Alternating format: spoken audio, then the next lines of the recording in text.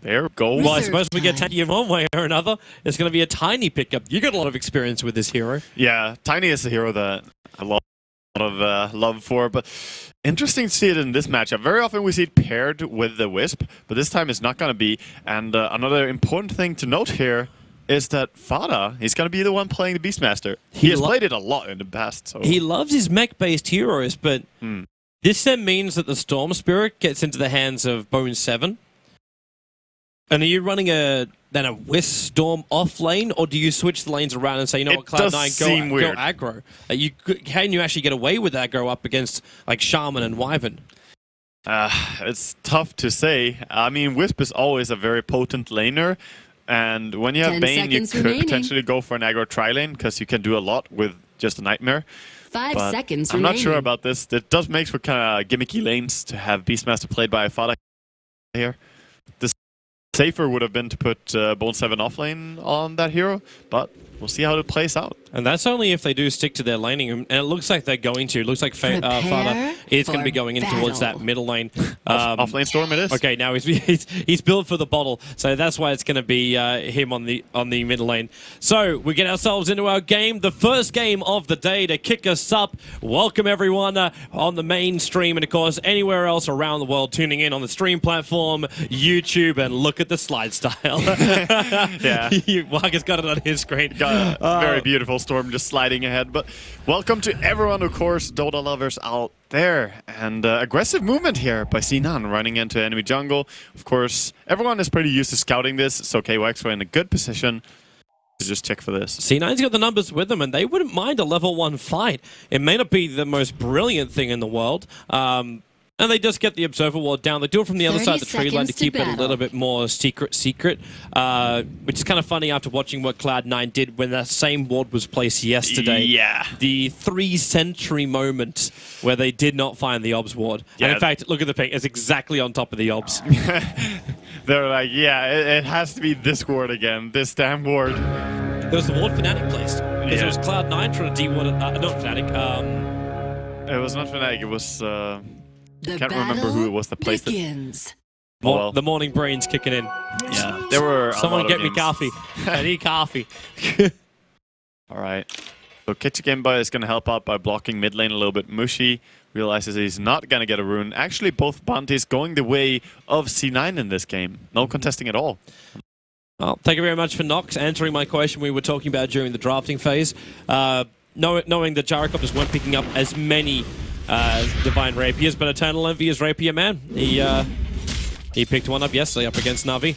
I like this aggressive play by Fada here on the mid. Mushi taking a lot of damage from just a base damage of Beastmaster. It's kind of funny though, he's taking all this damage, but his consumables are very, very low. He'll have to almost bring out another sound to himself to stay in this lane. Yeah. Or he just gets it from Johnny. That's another way. Yeah, some support coming his way. And of course, beginning is very important for Shadow Fiend in the laning stage. If you can get those quick early last hits, then it's going to be much easier to keep laning. And speaking of hard lanings, top lane, Storm realizes that his lane is pretty difficult, so he stacked his small cap actually, ready to pull that and deny him. Kerchik actually came over to try and actually get rid of it. Now Bone 7, he doesn't have enough damage for this, even with the overload. But the Shadow Shaman does drop very, very low. Initially, he attempted to body block it, but then left a sentry ward behind.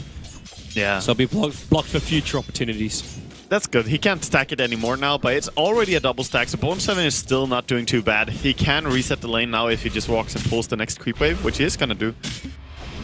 Mid, we just see the battle of the supports. This is very much a 2v2 lane. And they decide to go for the Wisp and Gyrocopter off lane. Misery, Mushy, he's only got one level up in the rage as a Misery turns around for a one rage, and there's the second on the maximum range. The Shadow Fiend did get the first kill before Fader was able to turn around and get a revenge. Yeah, I think he could actually have pursued to get the double kill there, Fader, since he has like... How much movement speed does he have on him? He has 25 more movement speed than the Winter Wyvern.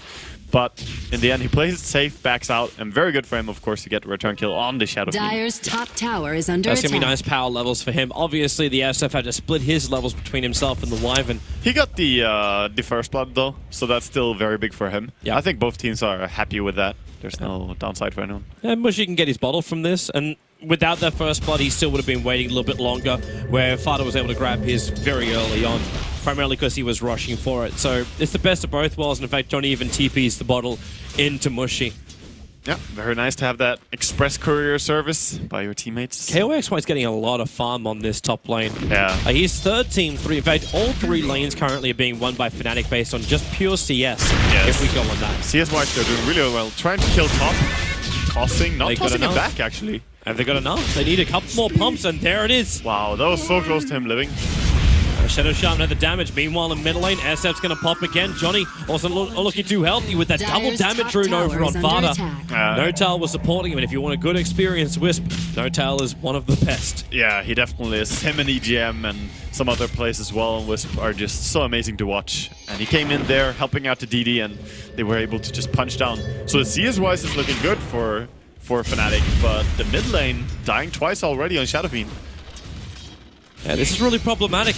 They gotta go again. Fall behind, and yeah, why not?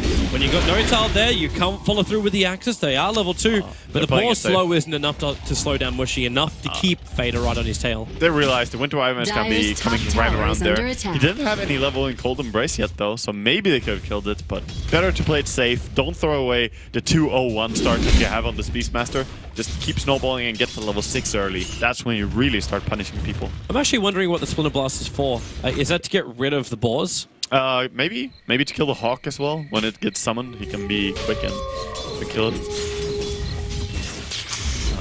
Either way, it's a pretty strong spell. It deals a lot of damage for a level 1 nuke, 100 damage. So, bottom lane, with this Invis rune, maybe the Wisp can help do something, but I think he's just gonna save it. Finally, Cloud9 actually have someone on the top of the CS board. Eternal Envy running this off-lane Mango Gyro. But Ohio's still finding some good levels down here as well, even though he's not really getting... Well, he's got 15 CS, so I can't say he's not really fighting CS. It's all about the mangoes. It's all about the Denali. There was a lot, there was a lot of focus on that range creep there. Some nice mind games going on. Even the cogs trying to get a deny, but Ohio finally giving it up. With the creep wave onto the tier 1 tower, Fnatic has to back up.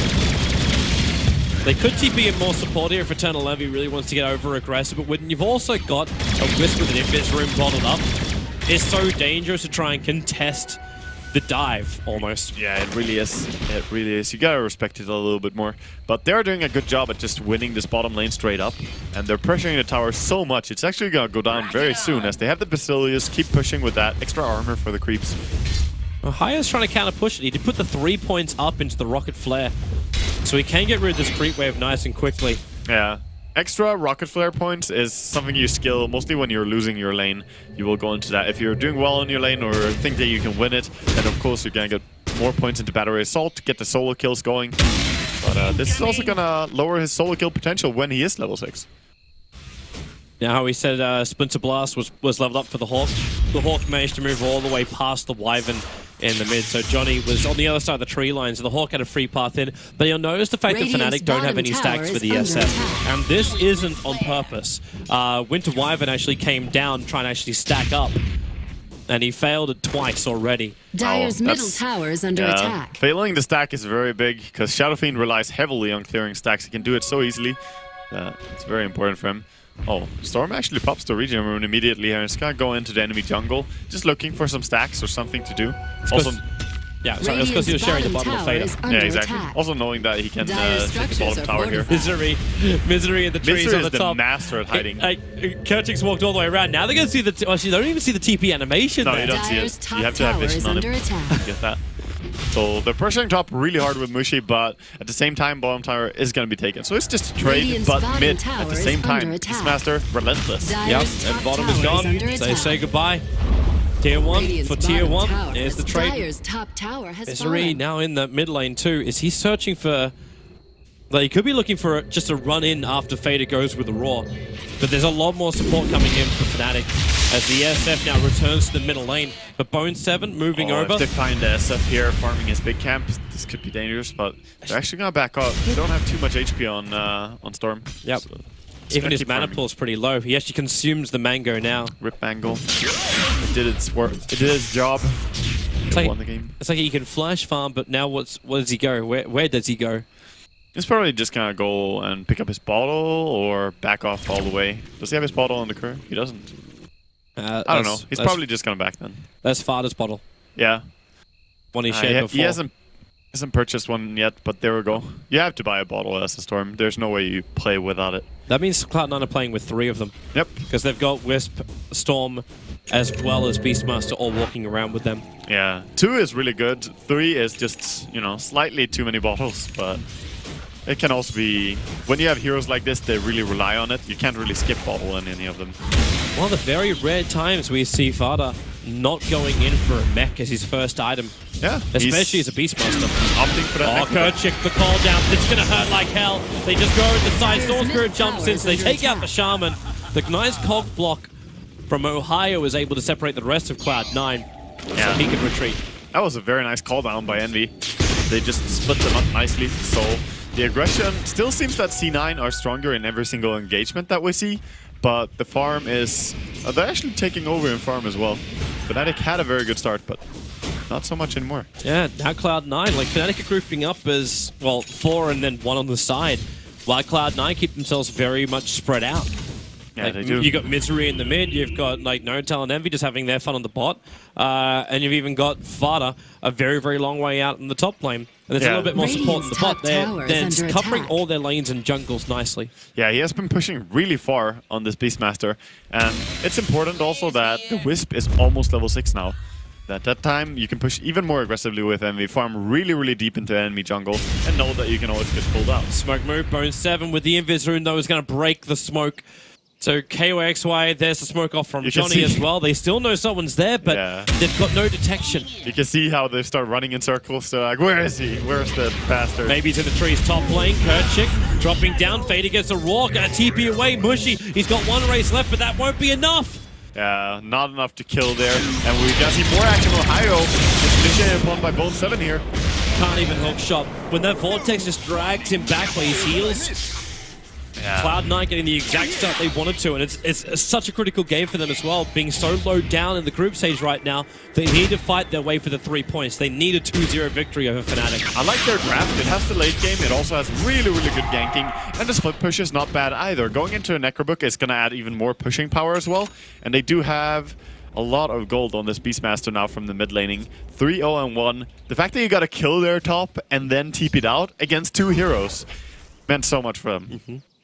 Is this going to be a Force or a Necro for Fada? I'm assuming Force up goes to the clockwork, but is there... Oh, no, it's most guaranteed a Necro. It is? Yeah, I'm pretty positive on that. Like, it's just synergizes so well with Beastmaster. There's no way you want to pass that up. And if Clockwork hooks in on the Beastmaster at least, then you can just pop the Necro, and that's going to tank a lot of the battery assault anyway. So you don't need to get out. Of course, it would be nice to have 1 Force staff, but I don't think Beastmaster is the one to buy it. I suppose when you also think about the Bane, he's another one of those ones that can mess around with a Clockwork when he wants to initiate. Yeah, definitely. Speaking of that, they're trying to initiate onto the bottom lane, and they're thinking they're being watched, but hilariously enough they are, but not in the jungle area. Oh, they relocate top. Yep, they're jumping up, they're going. Notal very, very low. He needs more time. He's retreating all of his 1 charges. He will end up dropping Ohio. The Cold Embrace keeping him alive. Eternal Envy shackled up. It's going to be a 2 drop down. They do kill off the SF. But considering that's his 3rd death... Yeah, Shadowfiend can also recover very quickly, so it's fine for him to die in the exchange of 2 enemy heroes, especially the Gyrocopter, of course. We might see more, actually. Oh, they're gonna... There's no roar anymore. Yeah, they have the Fiend script, but he can't get that close to Ohio. That was a little bit of overcommitment by C9 going too deep there. And we saw once again Winter Wyvern and how a defensive spell, the Cold Embrace is doing so much work. That's why we love C9. They can extend the game by giving Fnatic an edge. Was it Draskel who said, as long as C9 play Dota, I'm never gonna get bored? That's very, very true.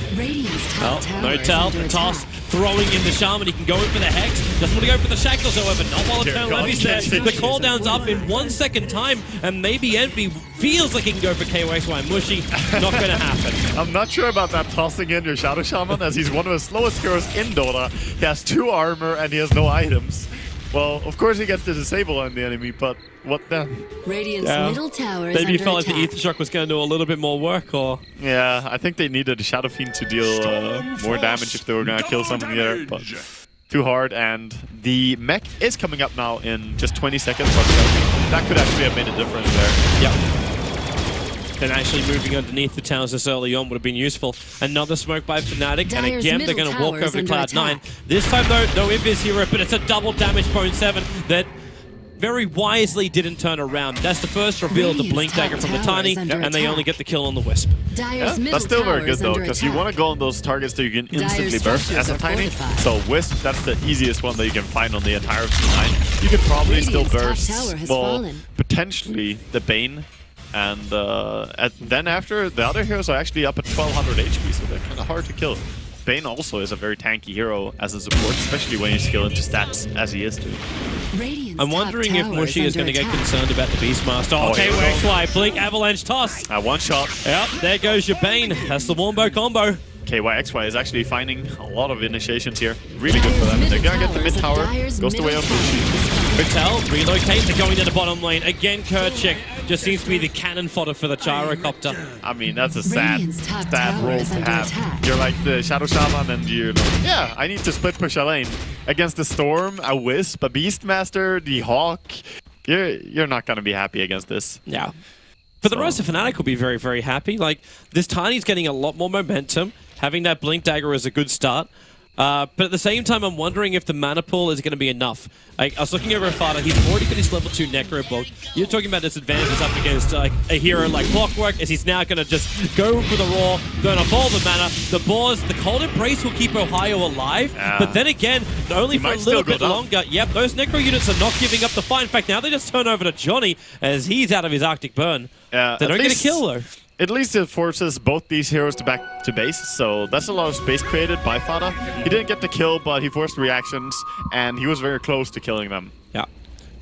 To get back to my point, I'm wondering if Mushy is worried that he won't have a mana pool when these Necro units come in.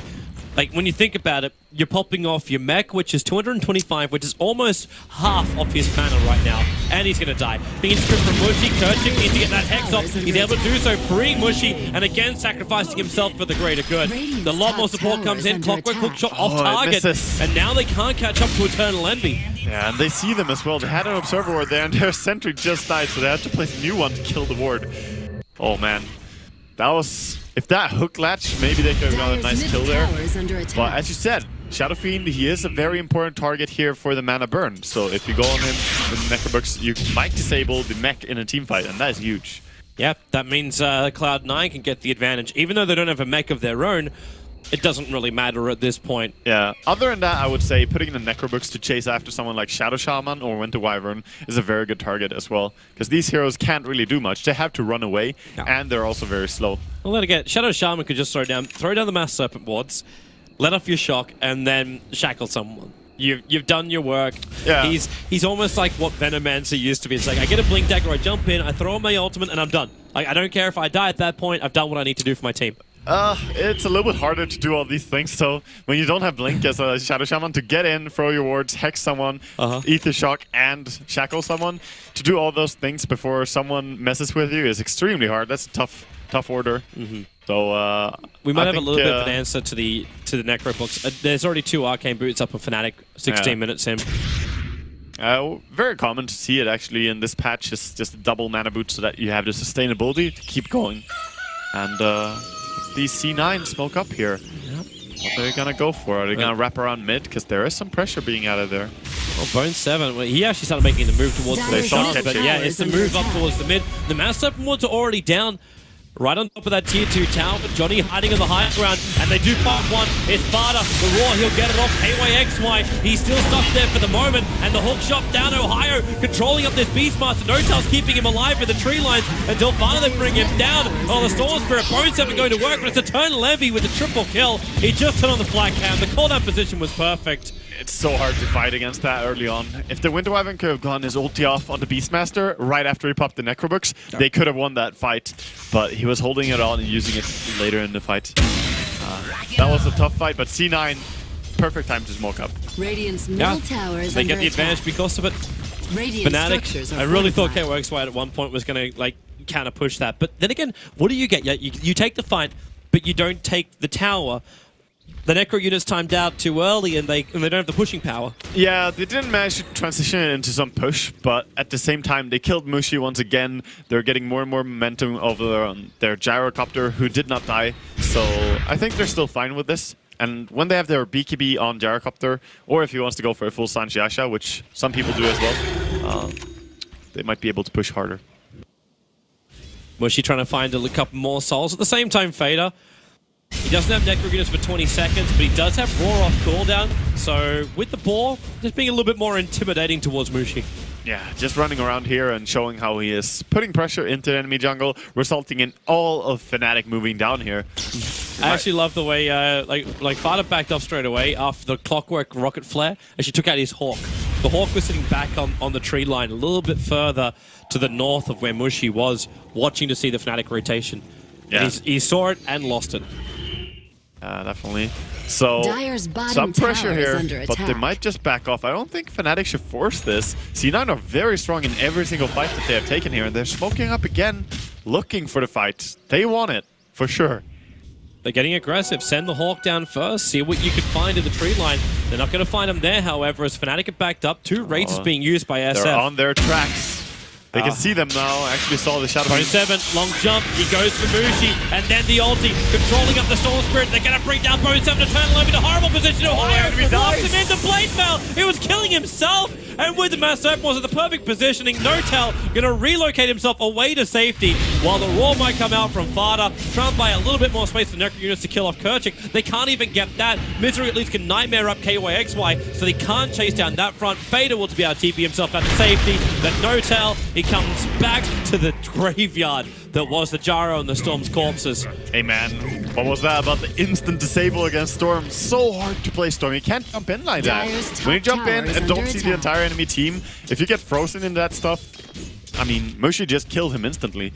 So C9, they were stretching to catch anyone there, but when Storm jumps that far, his team is just not with him. There was the 2 cores as well. Like, it wasn't just the Storm Spirit getting locked down. Like, yes, he died very quickly, but it was the hook shot that came in from Ohio that then isolated Eternal Envy. Yeah, he turns on the Blade Mail, and Envy doesn't have BKB yet, so he could not stand where he was. He did the damage unwillingly into the Clockwork. Yeah, Blade Mail Clockwork early against the Gyrocopter is one of the best things. Also against Leshrac, against these heroes. It is so amazing to have. Now we're gonna see, they did again not really take any major objective here. Sure, it's just one team fights right and left, but very important heroes dying, as you said, Storm and Gyrocopter. Yep.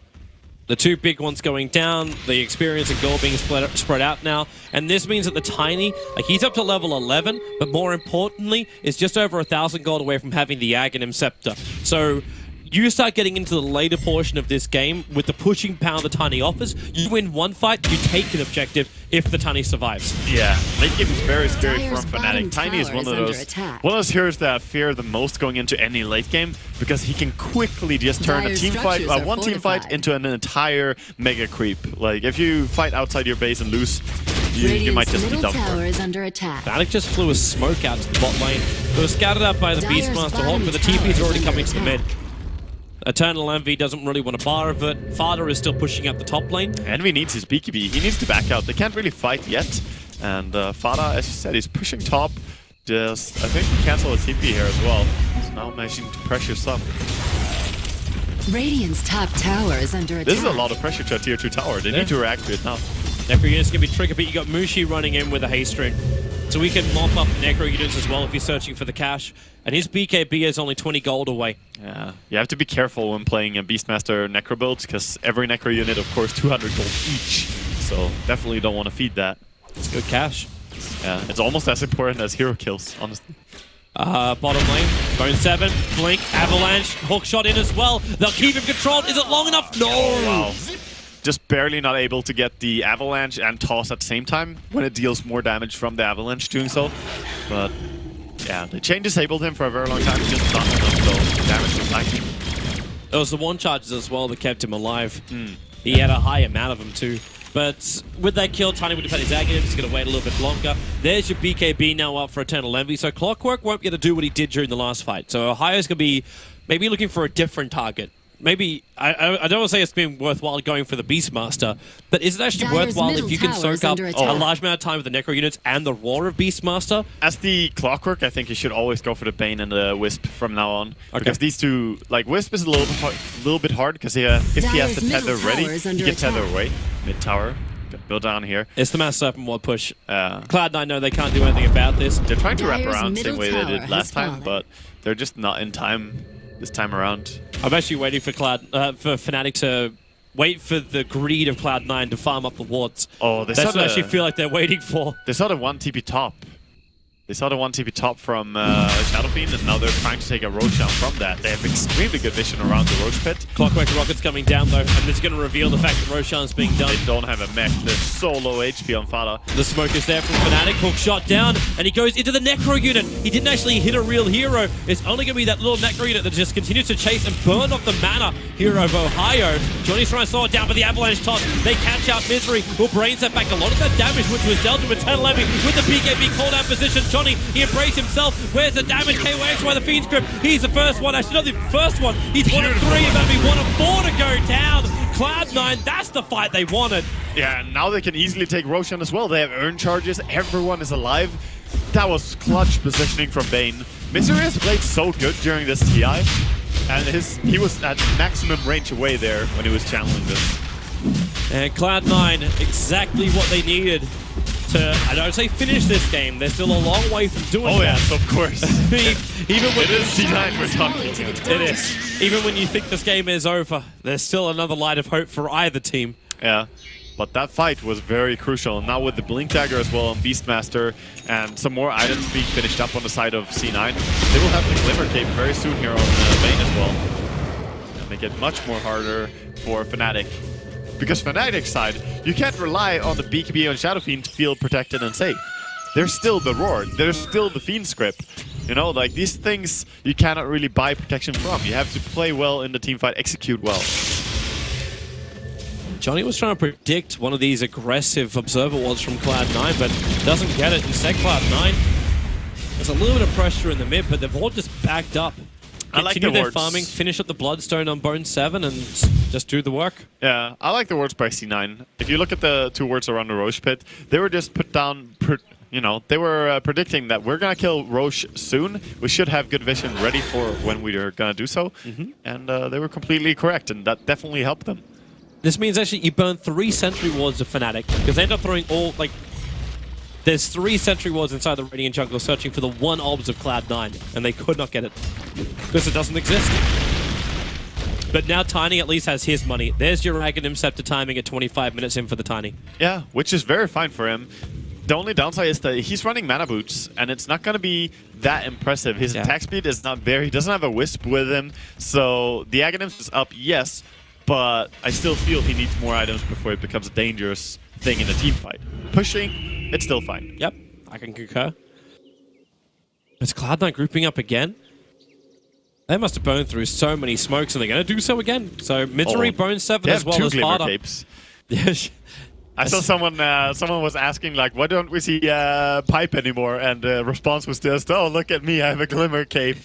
That's basically how this patch is feeling. Glimmer Cape is just such a good item. And Cloud9 are ready to fight. Demon Edge over on Gyro. The damage dealing is going to get bigger and bigger. And with those Glimmer Capes you were mentioning, it's going to be easier to find these initiations and pickoffs. Oh, Kerchik's moving back to see him. But he's underneath the TSP tower. They jump down for Johnny. They actually isolate him out. So Bone 7 takes that Kerchik while Johnny being controlled. The hook shot down. He actually locks them all in with KYXY. But Eternal Envy with a BKB up and running. He is ripping apart Ohio and KYXY. The double buybacks are in for Fnatic. They're trying to get something back out of this fight, which will be Eternal Envy. And the Mass Serpent was trapping him, the Storm Spirit. But he's back to the world of living in just a moment. They need the instant shackles. They've got it on Bone 7. A Hex in 1 second. It's too long. He just jumps north, east, and east again.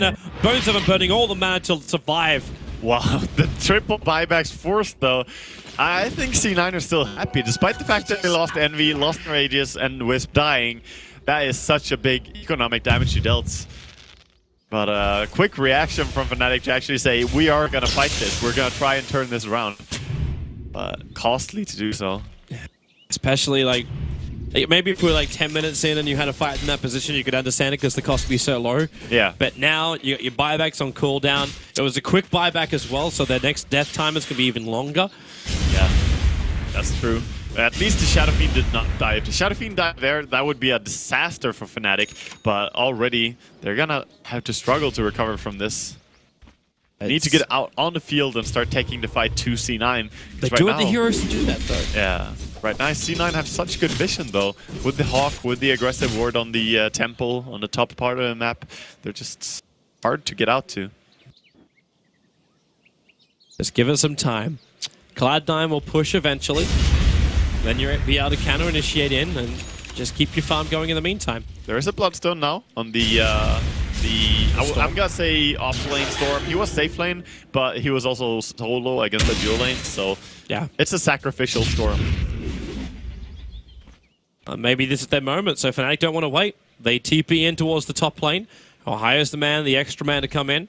It's like Mushi's also building in for a Lincoln Sphere as his item choice. And they're going to use him as bait. I think it has to. BKB Lincoln is probably the build in this game, looking over to C9's heroes. Smart itemization. I don't think he can go for anything else. Manta style maybe, but that's still not going to save you. So aggressive ward, just in the top river for Fnatic. They don't really have any other vision across the map. NoTail has only purchased some form of boots in 3 of his 6 games on Wisp in this patch. So in 3 of his games he has been bootless, like he is in this game. Yeah. It's kind of fun to watch, actually. I guess inventory slots are really important for Wisp. That's the main reasoning. And also you're saving some gold. You don't really need boots if you're always tethering to people. Very true. Out of interest, okay, never mind. Sorry, Eternal Envy was just standing in the middle lane and the courier was standing there next to him with his 2 javelins. With a double javelin. With his double javelins. Well, as you relocate, they just go in and, well, the Shadow Fiend did not survive long.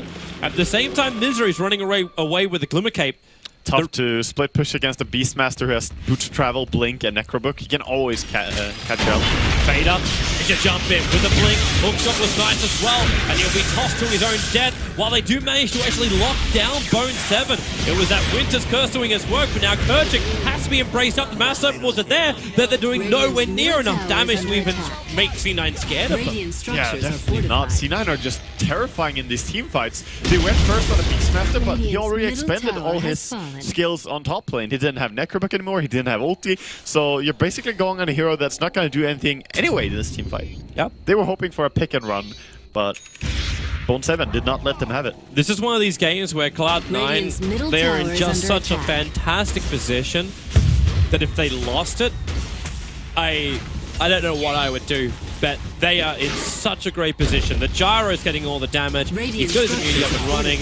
The Storm Spirit's in a very nice position too, with Bloodstone and starting up onto his BKB.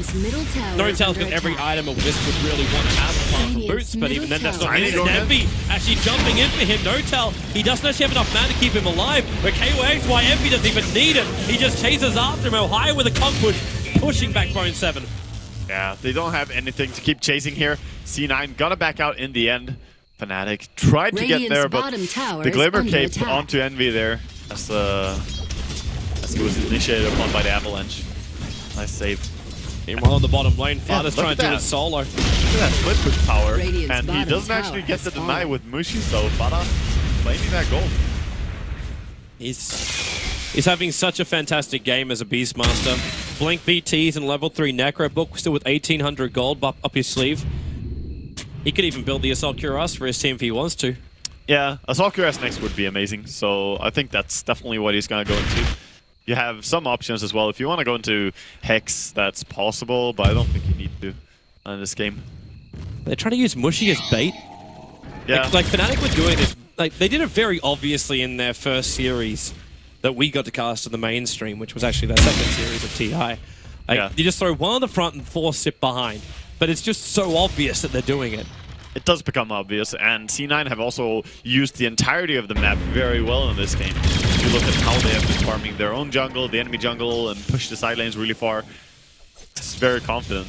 Top lane, Ketchik, he always just farms and pretends that he has people behind him. Oh, Misery. Glimmer Cape in to the Fiend script. Even the 4-star won't be able to help, and he will die on this top lane. I also want to flag the fact that Black will be very, very happy. Former TI player and also coach of MVP. Eternal Envy using drum charges to farm inside the jungle. Radiant's top tower well, is you under can speed up attack. your farm any way you can. He still has 2 charges for next team fights, so as long as he doesn't use up all his charges when he's farming, I think that's a wise choice. But I'm not sure about this Shadow Shaman. Last time we saw Fnatic play it as well, same thing was happening a lot. Split pushing lanes and getting caught out doing so. Because he's just aggressively pushing and, you know, it's an easy kill. Should also flag the fact that Black was doing it when he played the Gyrocopter, just to hide the fact that he forgot to use the drum charges during the team fights. Yeah. Small reason why. Alright, so where does Mushy go from here? You got BKB as well as mech up.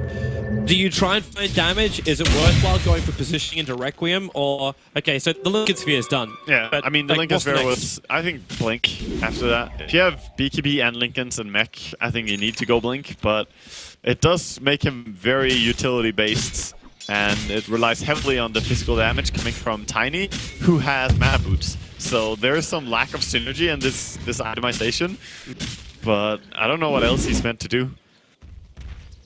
It's very hard to say. After the Lincoln's build, I think Blink is necessary. So Higher finishes up the Solar Crest at the exact same time. Sparta will do the same.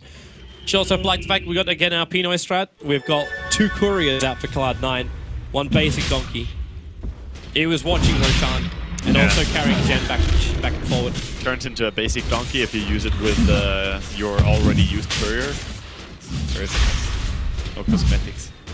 Roshan has So, fallen to the Roshan, dire. Aegis onto the sacrificial storm, as Envy doesn't really need it. He feels very safe, protected by No-Tail all the time. And even if he doesn't have the highest HP possible, he has very, very good armor, and he has the BKB available. Yep, and he'll have full butterfly. And Glimmer Cape, of course, always nearby, as they have 2 of them. He's actually bought the entire butterfly now.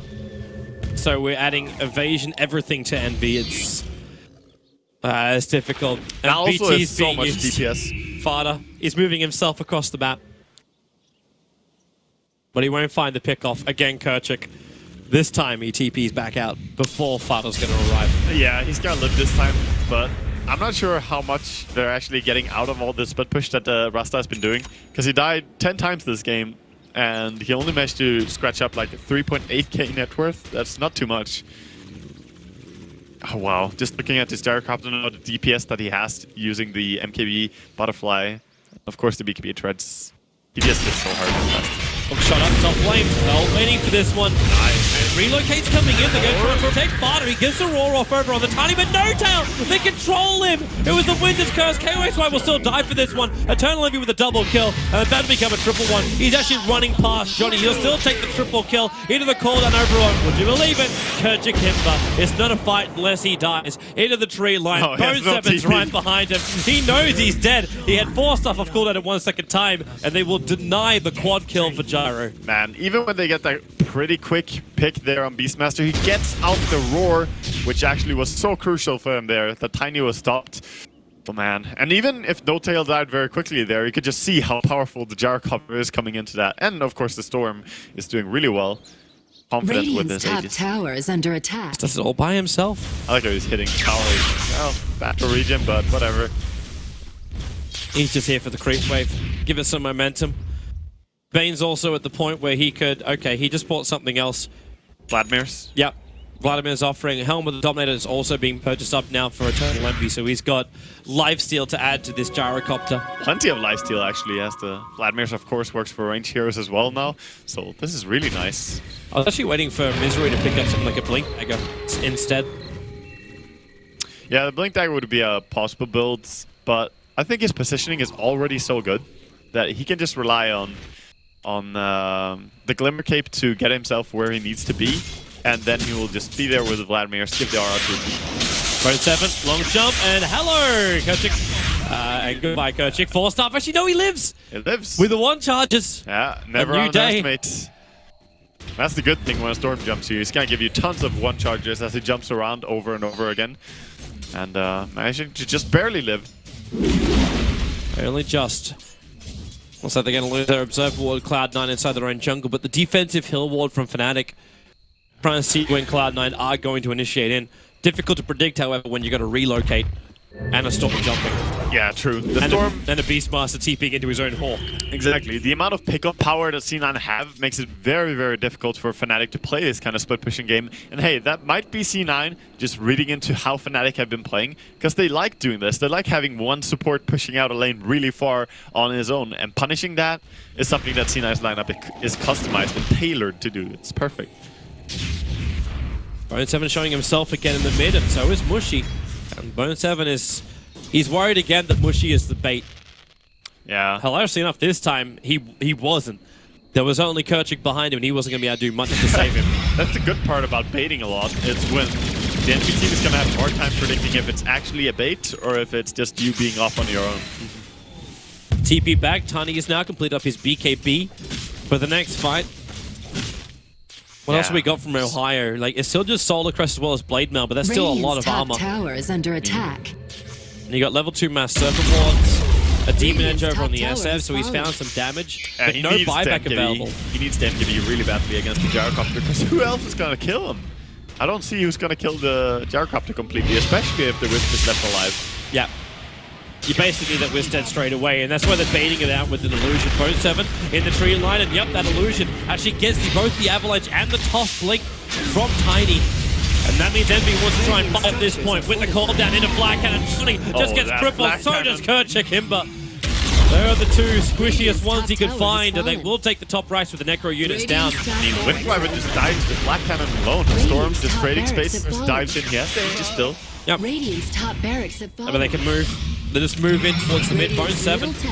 Like, there goes your Aegis, the Immortal now being reclaimed. They interrupt the regeneration with the rocket, so he doesn't get the full life back again. Yeah, but the urn keeping them up as well. They got so There's many. your Avalanche toss with the BKB. Bone7 jumps down and out again with the Glimmer Cape, but it's a feed strip from Misery, perfectly catching the Tiny. Ohio stranded inside of his own cost. Mushy trying to do as much damage to Envy as he can. Envy wasn't even hitting Mushy. He was just attacking into the rack. Ohio dragged back by Bone7. Bone7 still very, very low, but it's enough to get the kill.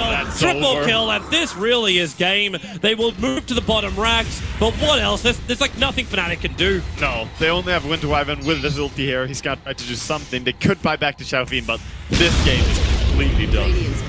Last attempt comes here. Here it is, the TP out to the front lines. Bone7, Kerchik can't reach him. He may as well just throw down these Mass Serpent Wards. They can pull Eternal Envy as long as they possibly can. Cold Embrace, but then a relocate saved out by Notel. Bring it back up. Bone7 did a 200 life, but he just doesn't care. The Jara is doing the work. The Flood Cannon again killing off Kerchik. And there's the GG. Eternal Envy ends with 23-10 being the KDA.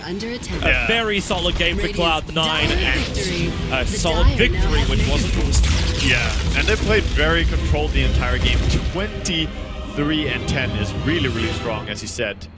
Man, that is an impressive performance by C9. The way they work together with the Beastmaster and Wisp, I really love that game. And it was wonderful synergy, exactly what the Cloud9 fans would like to see. Of course, Fnatic fans are out there and they'll be cheering for their team. They'll be coming back in just a moment for game number 2. In the meantime, we'll head over to the analyst.